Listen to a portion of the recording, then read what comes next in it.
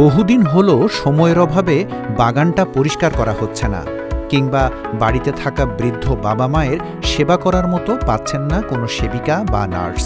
এসব সমস্যার যদি সমাধান একটাই হয়, মানে আপনি একসাথে মালি কাম নার্স পেয়ে যান, তাহলে কেমন হবে? কৃত্রিম বুদ্ধিমত্তা বা এআই চালিত মানবাকৃতি রোবট নির্মাণের ব্যাপারে অগ্রগতি ঘটিয়েছে চীন। দেশটির বিজ্ঞানীরা তিয়ানগন নামের একটি মানবাকৃতি রোবটের আনুষ্ঠানিক ঘোষণা দিয়েছে, যাদের বুঝতে পারার ক্ষমতা এবং কাজ করার ক্ষমতা হবে উচ্চতর।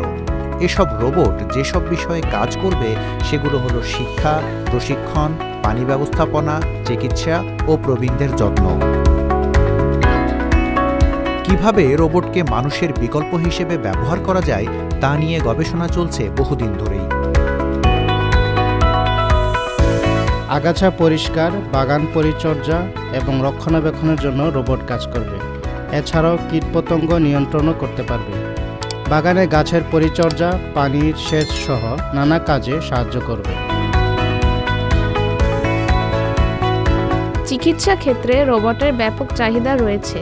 এই রোবটগুলি হাসপাতালের তথ্য ব্যবস্থার সাথে যুক্ত হতে পারবে, ওষুধ শনাক্ত করা, মজুত করা এবং বিতরণের কাজ করতে পারবে। আগাছা পরিষ্কার, বাগান পরিচর্যা এবং রক্ষণাবেক্ষণের জন্য রোবট কাজ করবে।